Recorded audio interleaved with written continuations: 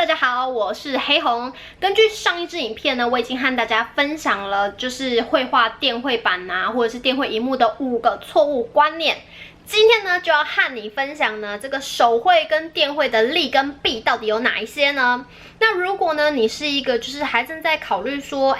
到底是要画电绘呢，还是不画电绘呢？还是说你是一个想要学习画图的初学者，但是你还在考虑说，你到底要学习电绘先，还是要学习手绘先呢？如果是这样子的话呢，那你看到这支影片准没错啦，因为今天的黑红就是要跟你讨论这个手绘跟电绘的利跟弊到底有哪一些。那在你看完这些利跟弊之后呢，你就可以评估一下自己的习惯、自己的喜好或者是自己的状况呢，来决定你到底要先学习手绘，还是你要先学习电绘呢？所以一定要把这支影片看完，看到最后。当然呢，今天这支影片呢，跟上一支影片的礼物是一样的，所以你一定要把这个影片看完，看到最后，然后我就会告诉你礼物在哪里。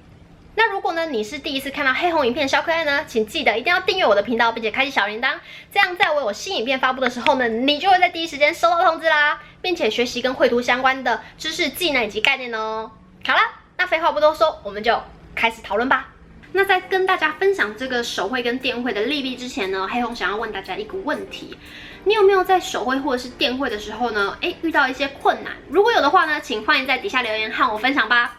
那今天呢，黑红也想要跟大家分享一下我自己个人的经验哦。就是呢，我在学习这个画电绘的时候呢，其实我一开始真的非常的不习惯哦。尤其是在一开始的时候呢，我有一笔钱了，我终于可以买一个跟画图相关的这个数位工具的时候呢，我买了电绘板。但是我买回电绘板之后呢，我发现说，哎呀天哪，我真的很不习惯这个手眼分离的感觉哦。虽然当时我是买这个 Wacom 的电绘板最初阶的，但在画的时候呢，因为它是雾面的，所以这个雾面的时候呢，我就会觉得，跟画这个很像手绘的感觉很像，这是一个好的开始，没有错。但是手眼分离实在让我非常不习惯，所以我就呢冷冻了这个电绘板，至少大概1年的时间。一直到我觉得说不对啊，我买这个电绘板，但是我又没有使用它的话，岂不是浪费钱吗？所以呢，我就决定算了，开始画吧。于是我就强迫自己呢，勉强成习惯，习惯成自然，我就去画。终于呢，好不容易习惯了这个触感的感觉跟手眼分离的感觉之后呢，因为呢，在这个 YouTuber 上或者是像是 UP 主，他们都常常使用电绘萤幕啊。而那时候呢，因为电绘萤幕开始这个价钱越来越低，越来越平价了之后，我就觉得那我就买一个电绘萤幕，这样来画不是更好更直观吗？于是呢，我就买了一个电绘萤幕。但是呢，我没有发现这个电绘萤幕竟然是玻璃制的非常的光滑，天哪，超难画的。所以呢，我那时候真的是非常的不习惯了，又把这个电绘萤幕呢当成萤幕在使用，放在那边，至少大概也有半年到1年的时间吧，都没有再画了。直到我又觉得自己这样子做好像很浪费钱，所以呢，我就开始又强迫自己去习惯它，然后呢，开始不断的脑补自己说，不对，我就在手绘，我就在手绘，我就在手绘这样子。好不容易也是勉强成习惯成自然了。我现在呢，用这个玻璃制的电绘萤幕呢，我就开始也比较习惯一些了。那所以呢，黑红想要在这边跟大家分享哦，在你购买这个数位工具之前呢，有的时候呢，你必须告诉你自己哦，因为你是要改变一个工具的方式，所以呢，你必须去习惯这些工具，这会是一个呢起步的困难点。所以呢，这一点各位一定要好好的思考一下。好啦，那我们现在先来说一下呢，手绘的利跟弊有哪一些吧。我们现在说手绘的利有哪一些？利有3种。第一种呢，就是不同的媒材有不同的特性，而你使用不同媒材的时候呢，你所感受到的那一种切身经历是完全不同的，而这也是电绘没有办法带给你的。比如说你使用水彩呢，你就可以了解，水的特性是哪一些；你用油画呢，你也可以知道油画的特性是哪一些，而你画的媒材的方式也不同，所呈现出来的效果也是不同的。这种第一手的感受跟切身经历的体验是电绘没有办法带给你的，所以这种体验跟这种感受是手绘能够带给我们非常独特的一种力。第二个呢，就是笔触。像是我们使用电绘的时候呢，不同的笔刷都会是同一种感觉，但是呢，如果我们使用手绘的时候，不同的笔刷、不同的媒材，我们所使用的笔呢，跟纸呢所画出来的感受完全是不同的。而这一些不同的感受跟不同的笔触呢，都会让我们呢能够习惯说，哦，我要怎么样画，才能够让这个线条或这个颜色能够达到我们想要表现的感受，或者是表现的结果。所以人类透过这些笔触呢，都能够把这些笔触跟这些资讯，能够带给我们有一些经验跟体验，让我们知道在下一次画的时候，我们要怎么样画，下的力道、下的角度、下的这一种方向呢，都会帮助我们在画图上能够更加清楚我们应该要怎么做，才能够表现出我们想要表现的这种图像哦。第3个例呢，就是手绘非常的珍贵，为什么呢？因为手绘要复原非常的困难。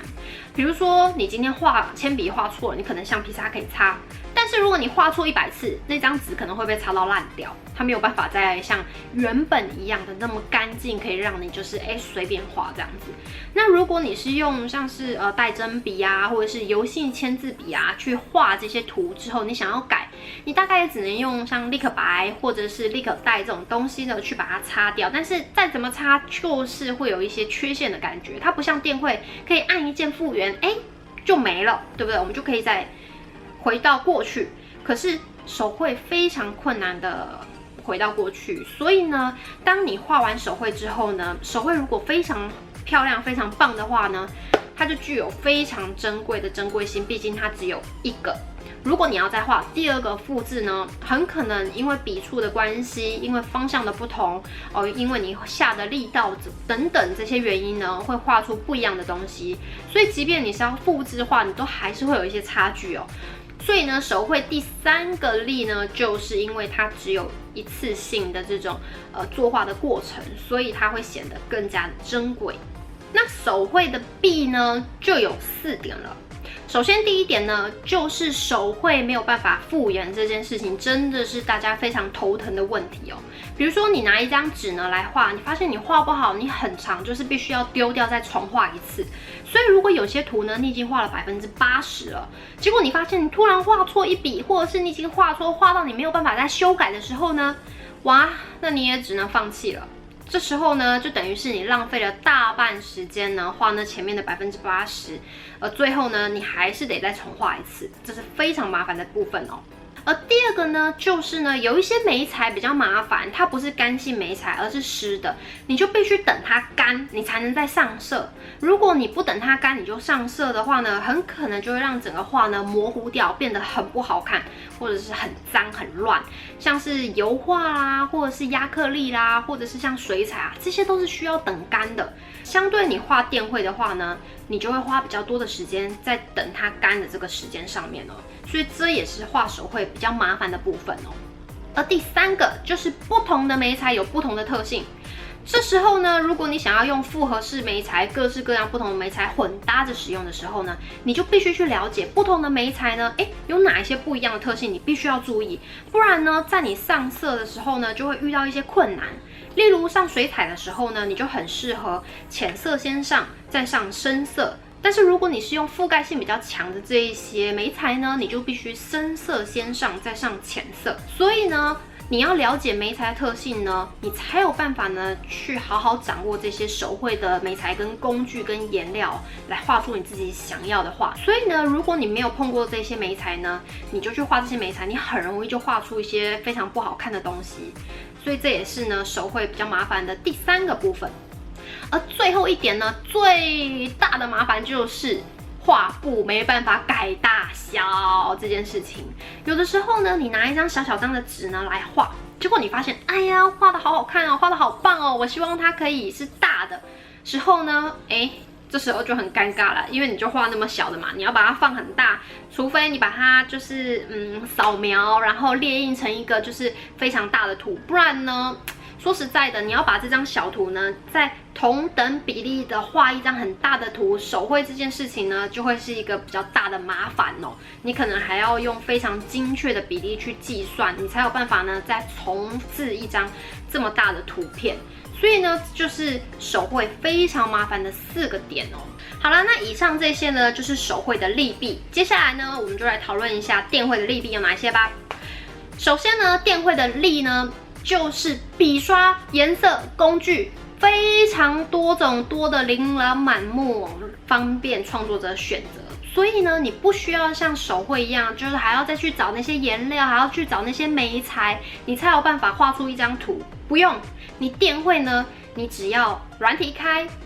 有这个电绘板，有这个电绘笔，你就可以有各式各样不同的颜色，各式各样不同的工具跟笔刷可以做选择。第二个部分呢，就是呢，所有工具集于一台电脑或一台 iPad。所以，如果你出去写生，你只要带一个 iPad 或一支电绘笔，你就可以出门画图写生了。相较于一些比较传统的绘师呢，可能还需要带着一些水彩笔、油画笔，甚至是画架、画框还有颜料盘等等这些工具来说，其实电绘真的是方便很多创作者在做室外创作的时候，可以有更方便的一种选择哦。但是可能稍微不方便的一点就是要带这个充电宝啊。再来第3个电绘的利呢，就是它可以复原啊，这个是呢画手绘的人的这种痛苦点啊，常常画错的时候呢，要涂改要修改就很麻烦呐。但是电绘完全没有这个问题，电绘你只要复原，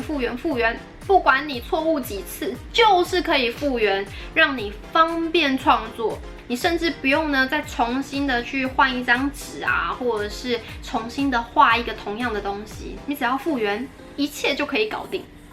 最后一个最方便的就是呢，电绘的画布大小可以自己决定，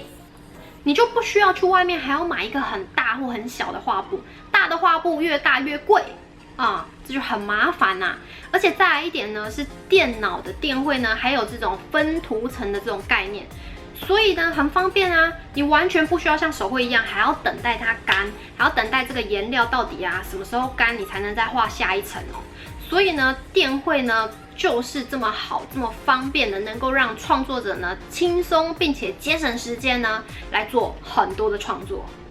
好啦，那以上这一些呢，就是电绘的利。接下来呢，电绘的弊有哪一些呢？电绘的弊呢，比较麻烦的部分就是呢，初学者必须去学习这些软体的使用。其实就像呢，手绘你必须去了解不同的这个媒材的特性到底有什么呢？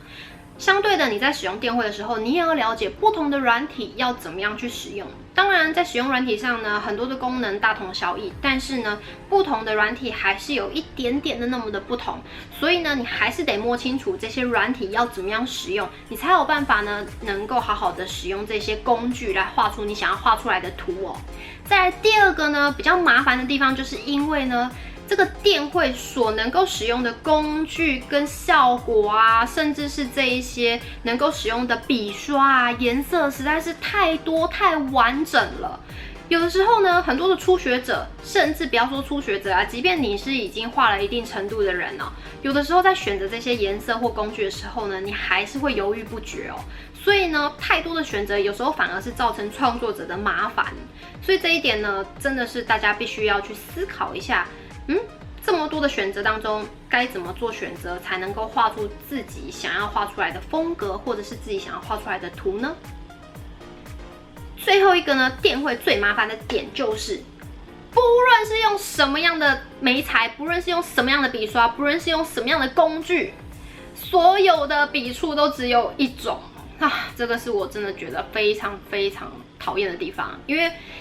我不知道，我觉得可能其实大部分的人都还是会讲求一种所谓的真实感哦，我们都喜欢这种真实的体验，都喜欢接近这种真实的感受。所以有的时候呢，不同的媒材、不同的这种笔刷啊，画出来的这种感受啊，都是一样的时候，你就会觉得很不真实，然后你会觉得我也不会形容这种感觉，你就会觉得有一点失落吧。但是呢，你如果画得好的话，当然相对的就不会有这样子的一个结果跟这样的感受，你可能会很有成就感哦。毕竟不同的笔刷画出来的感觉都一样，但是你还是能够画出好作品的时候，maybe 是一个成就感。不过我觉得，如果是所有的工具都是同一种感受哦，其实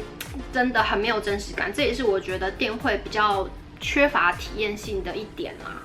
好啦，那以上这些呢，就是电绘跟手绘的利跟弊啦。各位可以好好的去思考一下，你比较喜欢呢接近这种真实的体验跟感受呢，还是说呢你比较喜欢这种方便，然后又多元，甚至是多种工具的媒材呢，集于一身的感觉哦。所以各位呢，不要觉得说一定要使用哪一种媒材才是好跟坏。其实不同的工具有不同的利弊哦。所以各位呢，都可以好好的去思考一下自己比较适合哪一种媒材跟工具。那黑红在这边跟大家分享一点，就是说呢，不论你是用电绘还是你是用手绘其实呢，电绘跟手绘呢，还是有一个非常大的共通点。我不知道各位有没有发现，就是呢，无论你是用什么样的工具，你在绘图的时候呢，你的基础功、基本功或绘画知识还是都要有你不能说我今天使用了电绘，我好像就可以不用去学习这些画画的一些知识了。我只要有了电绘，我就可以画得像大师一样事实上呢，其实并不会有这种事情发生的。即便是大师给了你一张图，你都还是要有一个基本的知识跟技能，你才有办法呢，把这些图呢，跟这些工具还有这些素材呢，画出一个真的非常漂亮的图所以呢，不管你是使用手绘还是电绘呢，很重要的一点就是呢，没有一个人能够逃脱出你必须学习画图的这个事实。所以各位不要再逃避啦。好啦，那今天呢就跟大家分享到这边。如果呢你觉得这支影片呢，真的有帮助到你，而你身边呢也有一些朋友还在思考说，我想要学习手绘，或者是我想要学习电绘的朋友，但他们还在犹豫到底要学还是不学的时候呢，你就可以把这支影片分享给他们咯。当然记得也要给我的影片点一个赞。那接下来呢，黑红还是会继续做一些跟绘图相关的影片。不管是教绘图也好或者是一些绘图的学习跟一些绘图的观念也好，这些东西呢，我都会陆陆续续再继续做这方面的影片。所以呢，如果不想错过我的影片的话呢，请记得一定要订阅我的频道，并且开启小铃铛，这样在我有新影片发布的时候呢，你就会在第一时间收到通知啦。好啦，那如果最后呢，你们还有任何跟绘图相关的问题呢，也欢迎在底下留言告诉我。也许将来呢，我会制作一支影片呢，来好好的回答你的好问题哦。最后，让我带给你的生活一点颜色，也希望你能带给他人的生活你的颜色。